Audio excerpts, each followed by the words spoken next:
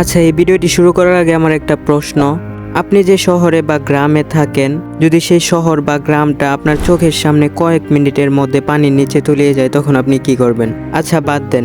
যদি আপনার গ্রামবাসী বা শহরবাসী বা আপনার বন্ধু বান্ধব অথবা আপনার আত্মীয় স্বজনের মধ্যে কাউকে যদি দেখেন সেই পানির সাথে ভেসে যাচ্ছে, সে জীবিত চিৎকার করছে কিন্তু তাকে বাঁচানোর মতো আপনার সামর্থ্য নেই, তখন আপনি কতটা অসহায় হয়ে পড়বেন বা আপনার করার মতোই বা কি থাকবে? ঠিক এমনই একটি ঘটনা ঘটে গিয়েছিল আজ থেকে প্রায় 15 বছর আগে, অর্থাৎ 2011 সালে ঘটে যাওয়া সবচেয়ে ভয়ঙ্কর দুর্ঘটনা ছিল এটি। চলুন এই ঘটনাটিকে আরেকটু বিস্তারিতভাবে ব্যাখ্যা করা যাক।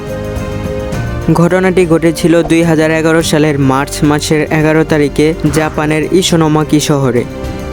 আপনারা সবাই কিন্তু জানেন জাপান কিন্তু অনেক উন্নত একটা রাষ্ট্র, তবে আজ থেকে 15 বছর আগে তাদের অবস্থা কেমন হয়েছিল আপনারা নিজের চোখেই দেখে নেন। 11 মার্চ 2011 এ তারিখটি জাপানের বুকে কালো একটি অধ্যায় হয়ে আছে। সেই দিনটি ছিল অন্যান্য দিনের মতো খুব স্বাভাবিক একটি দিন। দুপুরের দিকে যখন সব মানুষ কাজে কর্মে ব্যস্ত ছিল, তখন হঠাৎই মাটি কাঁপতে শুরু করে আস্তে আস্তে শুরু হয়ে যায় ভয়ঙ্কর ভূমিকম্প। আর সেটা কোনো সাধারণ ভূমিকম্প ছিল না, জাপানের ইতিহাসে সবচেয়ে বড় এবং ভয়ঙ্কর ভূমিকম্প ছিল এটি। 2 থেকে 3 মিনিট ভূমিকম্প হওয়ার পর সবকিছু আগের মতোই আবার থেমে যায়। তখন সবাই ভেবে নিয়েছিল হয়তো তাদের উপর থেকে বিপদ কেটে গেছে, কিন্তু আসল বিপদ শুরুই হয়েছিল এখান থেকে।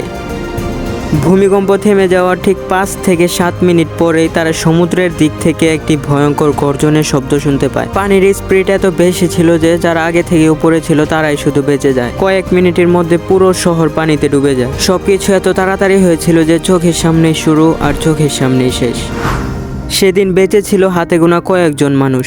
এরপর সবকিছু যখন আগের মতোই স্বাভাবিক হয়ে যায়, তখন রেস্কিউ টিম দিয়ে 15,000 লোকের মৃতদেহ শনাক্ত করা হয়। এছাড়াও হয়েছিল হাজার হাজার মানুষের নিখোঁজ হওয়ার রিপোর্ট। ভিডিওটি কেমন ছিল অবশ্যই কমেন্টে জানিয়ে দিবেন। যদি ভালো লাগে একটা লাইক করে দিবেন, আর পরবর্তী ভিডিওগুলো পাওয়ার জন্য চ্যানেলটি অবশ্যই সাবস্ক্রাইব করে আমাদের পাশে থাকবেন। দেখা হচ্ছে অন্য কোনো ভিডিওতে। সবাই অনেক বেশি ভালো থাকবেন, সুস্থ থাকবেন।